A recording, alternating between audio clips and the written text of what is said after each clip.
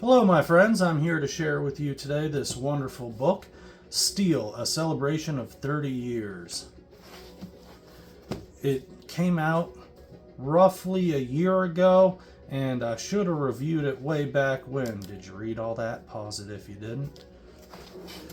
But I didn't make a video. I just started making videos of stuff like a month or so ago, and I'm just having fun doing that. But yeah, I just wanted to go back over this book because I enjoyed it so much when it first came out, and I don't know that anyone's actually talked about it, and it's absolutely wonderful. So I'm making this video here for anybody to check out this book if they want to, and because I want to talk about it, and that's what I do on this channel. I just talk about things I like. So here we got the inside. That looks real good. I like that, with the actual printing and having the title there and the character. So cool. And I could just gush about how I like Steel so much, and I will throughout the book. But let me just talk about how this book looks. Like, if the paper quality feels real good, it's thick. You can sort of see behind it a little bit if the light hits it from behind. But like when you're holding it flat on the book, it's real good. I don't notice it as a issue. Also, if you just flip to the middle, look at that. It's pretty good as far as like you're not really losing anything in the gutter of the book. Yeah, the binding's real nice. I like it. It's a good volume, and as you can see, a variety of art style, because this is one of them compilation books here. I love it. It's good. Now, would have I preferred just a proper omnibus or hardcover collection of Steel's original series? Yes, but I'm so happy to get this here. So here we got the table of contents, and I'll just let you see that, and you can pause it if you want the full info, but I'll talk about each issue as we get to it. And here you can see we have this good spacer page with a bunch of cool artwork, and they have these scattered throughout the book to keep all the pages where they want them, so all the 2-page spreads are in the proper spot. And I like that it features the variety of artwork you see in the book, but I do want to point out I'm a little disappointed, and that although this issue is in the book, because how could it not be, a key piece of artwork that's featured in here is not. If you had this issue, you know there's this dope fold-out poster right here. How cool is that? So sick. But it's not featured in this book at all, and I think it would have been prime for being placed on one of these spacer art pages. So I'm real bummed at that. It's still a fairly common issue. You could probably find this at any local comic shop if you scour through them for like, I don't know if the value's rocketed up or not. I don't really pay attention to that, but I imagine you could find it for nothing less than like, yeah, it'd probably be around $10. I don't see it getting bigger than that, just because there are so damn many of them printed and whatnot, and it's not really that in demand, even though it's a dope ass comic. But here we got a cool little essay by Wheezy talking about the formation and idea of the character and just how it's taken off. Here we get the first appearance of the character, although it's really hardly any at all. And we're seeing that in the lead up to all this here. And then we get the proper issue, which I just pulled out. And so cool. Great book. Here we got another one of them spacer pages. I really like this a lot. It's fun stuff. I got such a huge wave of nostalgia reading this book here and going through it. I really would like a proper collection of this series, and I have no doubt that a omnibus would start out with these issues here, even if and some other stuff from the main Superman title. Maybe not, maybe some summary pages, but definitely these first few bits here. Such good stuff. I love this artwork, man. I'm just going back in time reading it and just looking at it and scouring through. So much fun. here we get the issue 1, and you can sort of see behind it that there's a little bit of, like, can you see that? Is quite a bit more noticeable for me if I hold the page up, and as I'm turning it, I can kind of see behind it. But you see a little bit behind the page. I don't know if that's coming out, but it's not too bad. It's not too bad. I don't mind it. I only really notice it being critical of the book. I don't really notice it when I'm reading the thing.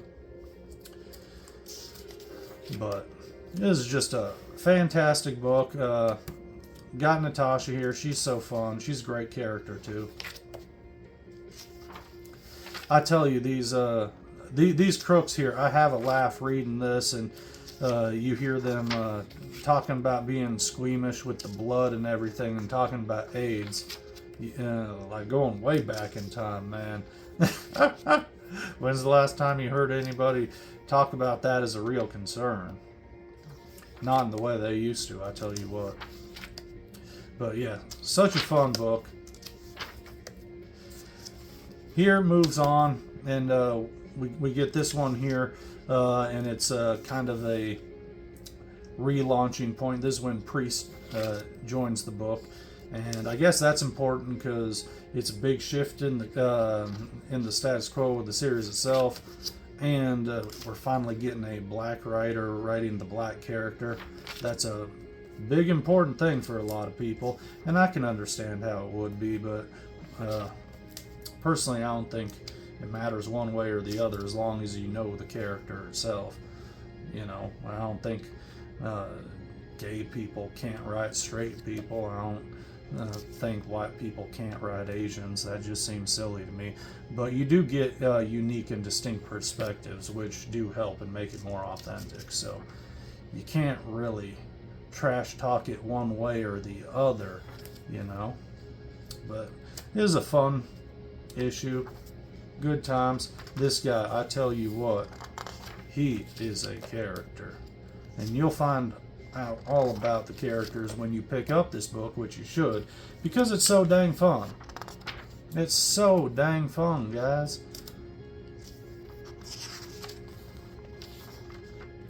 I will say this, though.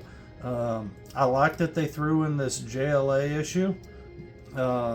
Very fun slice in time this was, and well written, great art, good action, but Steele is not a prominent character within the issue. He just happens to do some very impactful things, moving the plot forward and helping defeat the villain. But he's not the main character, which you can kind of gauge as I'm flipping this. However, this is a team book, and it does a good job of featuring all the various team members doing various interesting things. So for that, this issue was a home run, and it's just thoroughly entertaining.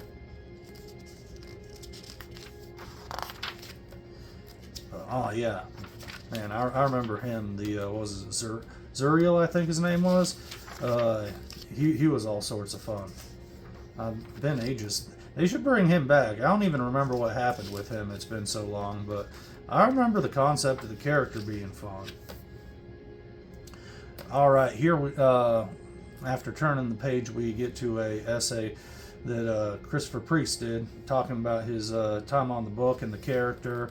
And one thing I thought was interesting was he said that in here how he wrote all of the dialogue for John in his head as if he was Dwayne McDuffie, because the artist he was working with was drawing Steele looking like a bald Dwayne McDuffie, and he thought it was funny. So he imagined that they had the same voice. And I got a big chuckle out of that. This issue here is real cool because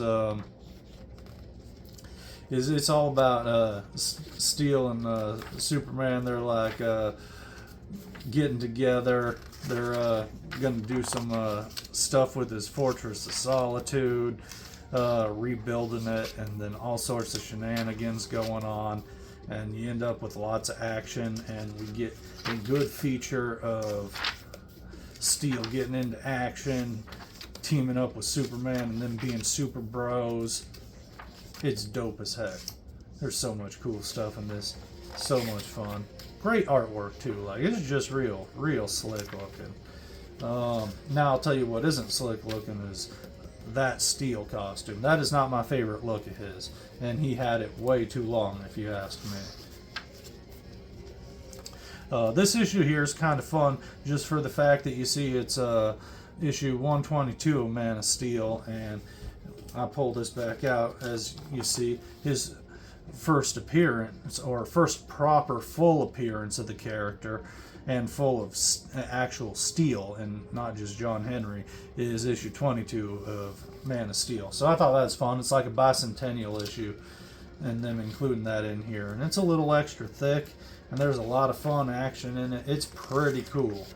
And again, we got more of that costume there. Not my favorite. But yeah, this was just a great issue with some really cool artwork. And that's one thing this book does, is it features tons of phenomenal artwork. So even if the writing was kind of trash, I'd say it's worth picking up just because it looks so cool, and all the action throughout is really fun, as you can kind of see because I'm just flipping page by page. This right here is real fun. It's a comic book spin-off of the Justice League cartoon, which was really fun. I liked Steel in that. He was voiced by the fellow who does Worf on Star Trek, so that's kind of a chuckle. But this issue was surprisingly mostly about Natasha in the Steel role, which she's been in the mainline continuity. We haven't seen her in the actual cartoon at all, so it's really neat to see her in this. I'll say this though, they don't outright say that this, like, what continuity this is in. It's just implied that it's within the cartoon universe, but maybe it's not. It don't really matter. Comics are for, you know, having fun with. If you think too much about them, like where they place in and blah blah blah, that just takes some of the fun out at a point. But this issue had a lot of cool action. I love the cartoony artwork. It's very different than flipping to stuff like this, you know, but I like it. I like cartoony stuff and realistic. I think both have their place in the funny book world, and I think comic books should be funny books sometimes, and there were some good laughs in that. I like this right here. This is the cover art that they used on the book, and it sure is pretty, isn't it? Somehow the interiors look even better, and I mean, well, look who's doing it. I mean, come on. But who doesn't love a fun action-packed issue? Steel, he's got to fight some Doomsday, taking it back, you know, going all the way back to the beginning. Yeah, so cool. So cool. A lot of fun. A lot of fun. I mean, I'm flipping through every page, so you're going to get spoilers, but don't worry about it.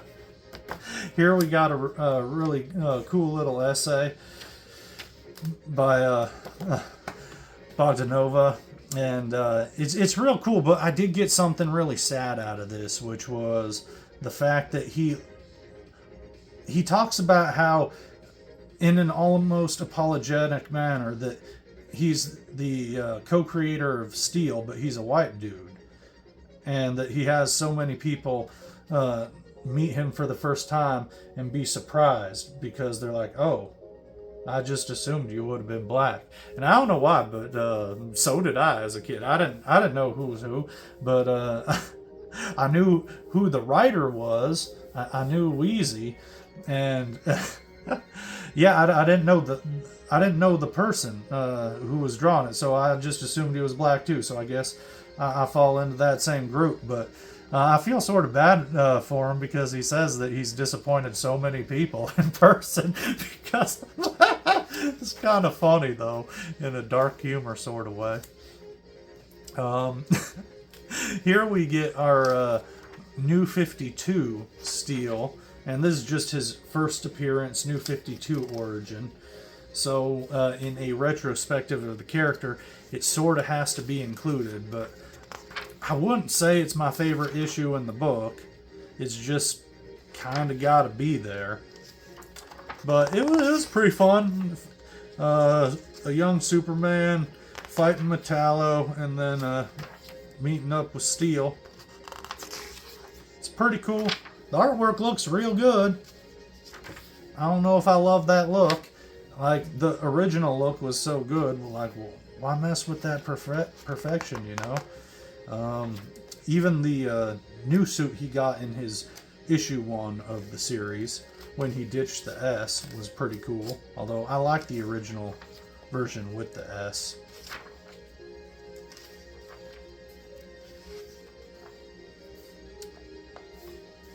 And here we got an issue of Suicide Squad, and this is set in the New 52 as well. And I'll say this, I like this New 52 suit better than the other one. It's just a little bit different. They changed enough that it looks a bit better, and I like that they give him the S on the chest. But I tell you what, this issue is the most anti-Steel book. There's hardly any Steel in this book at all. It's not about Steel. He just shows up in it.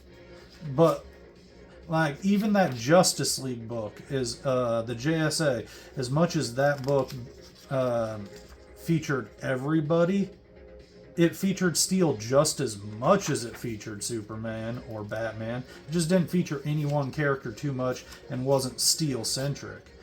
But this book right here, it just had Steel in it. It was all right, but yeah, this has to be my least favorite issue in the whole book. No, you know what? I dislike the issue before it more, but both those New 52 issues were kind of just not very fun.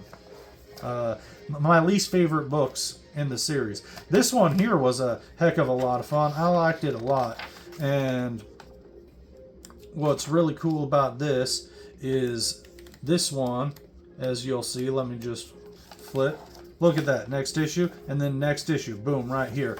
We get 2 consecutive issues in a row, finally. So that was real fun. I don't know if they did that just because this story wasn't collected anywhere else, but we're getting Wheezy back writing. This is real fun. Total 90s throwback because we end up meeting Gen 13. You remember them? Talk about 90s flashback. We get Gen 13 and Steel, and they're going up against each other. What? And I guess that's part of the whole Convergence thing. And I didn't read the Convergence big storyline, but what's cool about this is you don't need to. This 2-parter really gives you everything you need to know about the story and what's going on, at least in relation to the characters involved. And I like that we get everybody coming on in. It's fun. This is a real fun book. You're going to have a good time when you pick this up, and I imagine you can still find it. It's only a year old, not even. 'Cause this is, yeah, it's like 10 months old. This right here is real cool. This is a very short little story that was included in the Death of Superman 30th Anniversary collection comic that came out just a year ago. Really cool. And of course it came out just a year ago because that's when this came out, and they both anniversaries. But I bought that single issue in the comic shop, and I'm really glad they included this story in here. And this is canonically the first thing we should have gotten. This would have been placed at the beginning of the book because this takes place right before his very first appearance. But I like that they kept it in the back because it's the last thing that's been printed, and it just brings everything back to a full, complete circle. And man, isn't that such a good page? Like, yeah, I would flip to own the original of that. That would be so damn cool, wouldn't it? I'd love to see that, like the just the black and whites too, the uncolored version. That would look real good. But yeah, man, what a great collection. It's full of action, just a ton a ton of stuff throughout. Again, would I rather a proper collection in chronological order, like collecting full series and appearances? Yes. But I am so very happy for this book. So very happy. I just want to throw this out there that I've had that guy for, I don't know, as old as the toy is. And I'm too old. I love Steel. He's so cool. He's the best. Watch out, his cape always comes off, though. Anyhow, I'm glad I got to share this and all the fun of Steel with you guys, and let's hope we get a proper collection of this series. But man, I love it so much. It's just so good. What a great character. Totally underutilized. And I'm really happy to see a little bit of resurgence with some backup features and Action Comics earlier in the year and a mini-series. And maybe with luck, they'll give us some proper collections and maybe even a new ongoing. Well, anyhow, good talking with y'all. Be well.